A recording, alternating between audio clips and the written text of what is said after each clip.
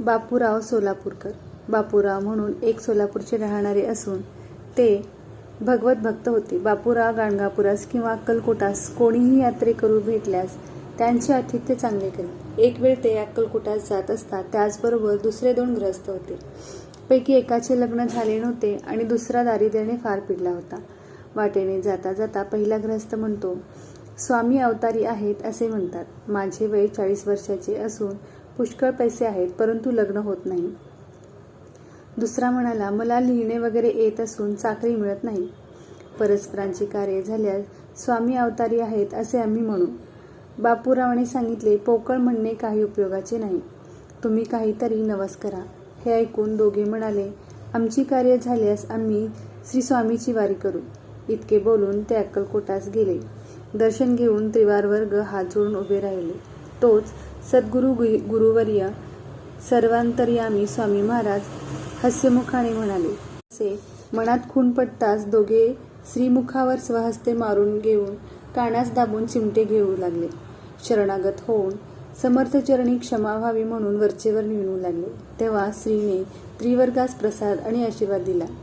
नंतर 2-4 दिवस तेथे राहून आपापल्या गावी निघून गेले. 2 महिन्याच्या आत एकाचे लग्न व एकाला उत्तम रोजगार मिळाला. तेव्हापासून ते स्वामीरायाची वारी करत असत. वामनबुवास तांबूल प्रसाद. शके 1794 साली सिंहस्थात वामनबुवा बडोदकर हे नाशिकास जाऊन नाशिक, त्र्यंबक वगैरे यात्रा करून श्री सप्तशृंगी देवीचे दर्शनास गेले. तेथे जगदंबेचे पूजनादी विधी आटोपल्यावर पुजारी भोपे यास देवीच्या मुखातील तांबूल प्रसाद मागितला असता भोपे पुजारी थट्टा करून उपहासात्मक छलक भाषेने बोलू लागले. अक्कलकोटचे स्वामी महाराज अवतारिक पूर्ण परब्रह्ममूर्ती असतील आणि त्यांच्या चरणी तुमचे खरे प्रेम असेल तर तुम्हास जगदंबा मुखातील तांबूल देईल. हे भाषण त्यांच्याबरोबर गेलेले पारमार्थिक विद्वान ब्रह्मचारी बुवा यांनी ऐकून जगदंबेची शास्त्रोक्त प्रार्थना केली. इतक्यात सप्तशृंग निवासिनी मातेच्या मुखातील तांबूल एकाएकी त्यांच्या अंगावर पडला. तो प्रसाद घेऊन वामनबुवा व ब्रह्मचारी बुवा या दोघांनी प्रेमपूर्वक भक्षण केला. हा स्वामी समर्थ लीलेचा चमत्कार पाहून पुजारी भोपे विस्मित झाले. दुसऱ्या दिवशी ते दोघे यशवंतराव महादेव देव मामलेदार यांच्या दर्शनात सटाण्यास जाऊन मग नाशिकास गेले. तेथे गंगा भरून घेतली. श्री क्षेत्र पंढरपूर येथे श्री पांडुरंगाचे दर्शन पूजनही केले. पांडुरंगावर ज्या दिवशी गंगा घातली त्यावेळी स्वामी महाराजांची मूर्ती दिसली. त्या काळी श्री समर्थांचे दर्शन एकनाथ पंत बडवे व दादाजी मनोहर या दोघांस झाले. त्यांना फारच चमत्कार वाटला. आपल्या भक्तास सर्वत्र मीच आहे अशी स्वानुभवपूर्वक खात्री करून देणारे श्री स्वामी समर्थ आहेत असे दोघाबुवास वाटले.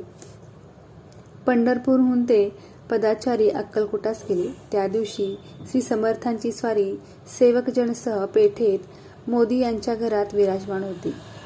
श्रीफलादी पुढे ठेवून अनन्यभावे साष्टांग नमस्कार करतात श्री समर्थ म्हणाले, सप्तशृंगीस जाऊन काय शंख केलात, परंतु विडा आम्हासच द्यावा लागला आणि पंढरीनाथावरची गंगा आम्हासच घ्यावी लागली.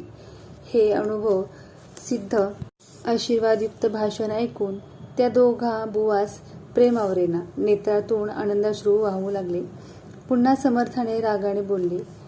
मामलेदाराकडे जाऊन काय मिळाले हे ऐकून श्रीचरणी त्यांनी क्षमा मागितली. कानफाट्याची गोष्ट. रात्री मोदीच्या घरात सेवेकरी मंडळी निजली असता मध्यरात्री एक कानफाट्या म्हणून एक श्रीचा सेवेकरी होता. त्याने निजलेल्या बळवंतरावाचे डोके दगडाने फोडले. त्यामुळे सर्व मनुष्य जागी झाली व मोठा गलबला झाला. सुंदराबाई श्रीच्या पलंगाजवळ झोपली होती. तिच्या पाठीवर लाथ मारली. गावात मनुष्य जाऊन पोलिसास आणले. पोलिसांनी कानफाट्यास फार समजूत दिली, परंतु कानफाट्यास धरण्याचे एकाचेही सामर्थ्य होईना. कानफाट्या इतका सशक्त होता की तेथे असलेले 450 मनुष्य त्याच्या खात्रीत नव्हते. सेवेकरी व पोलिसाच्या लोकांनी मोठ्या युक्तीने त्यास धरला. या गोष्टीच्या 2 दिवसापूर्वी त्याने विश्वनाथ बुवाचे डोके फोडले होते.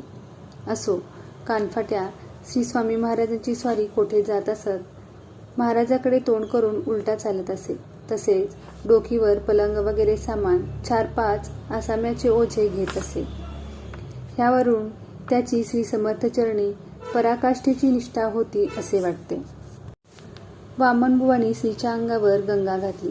शके 1795 मधील चैत्रवद्य एकादशी रोजी प्रातःकाळी श्रीच्या अंगावर वामनबुवा गंगा घालण्यास गेले व समर्थ स्नानास बसले.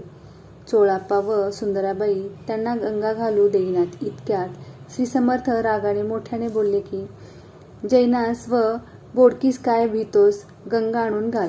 अशी आज्ञा होताच मग काय उशी. त्याने लगेच घागरभर गंगा महाराजाच्या अंगावर ओतली. रेशमी भगवे वस्त्र महाराजाच्या अंगावर घालून पाया पडून ते बिराडी गेले. सायंकाळी वामनबुवा कीर्तनास उभे राहिले. तो महाराज म्हणाले, फुकटच कीर्तन कशास, नैवेद्याचा तर ठिकाणच नाही. दुसऱ्या दिवशी त्यांनी नैवेद्य केला. एका बाईचा नैवेद्य स्वीकारला. एक ब्राह्मणाच्या बाईने श्रद्धापूर्वक श्रीस नैवेद्य आणला होता. बाई निर्धन असल्यामुळे तिची दात कोणी लागू देईना. ती लांब बसून श्रीचे चिंतन करीत माझ्या नैवेद्यातील 2 घास महाराज घेतील काय, अशी मनात प्रार्थना करीत होती. इतक्या श्री समर्थ दयाळू म्हणाले की, भटणीच्या नैवेद्यास कोण आडवा येतो, माजलेले पायपोस खातील. अगं इकडे ये, असे म्हणून हाताने तिला खुणवले. त्याच वर्षी दरिद्रीबाईने धावत जाऊन नैवेद्य पुढे ठेवला. श्रीने परमादराने तो घेतला. धन्य ते समर्थ. गरीब बिचारी बाई फार लांब बसलेली असून तिची दात कोणी लागू देईना. तथापि अंतसाक्षित्वाने जाणून बाईवर त्यांनी कृपा केली आणि ते बाईला म्हणाले, तुला खोडकर मुलगा होईल. हे वाक्य ऐकून बाईच्या पोटात आनंद माविला. बाई विनंती करून बोलली की, आजपर्यंत पुष्कळ सत्पुरुष पाहिले, हा माझ्या दृष्टीस कधीच पडला नाही. आपल्या चरणकृपेने पूर्ण समाधान झाले. 22 पुत्रसंतान 45 वर्षापर्यंत नव्हते. श्रीकृपेने 22 पुत्रप्राप्ती झाली. हिला महाराजाचे स्मरण झाले म्हणजे कंठ सद्गदित होऊन ती प्रेमाने रडत असे.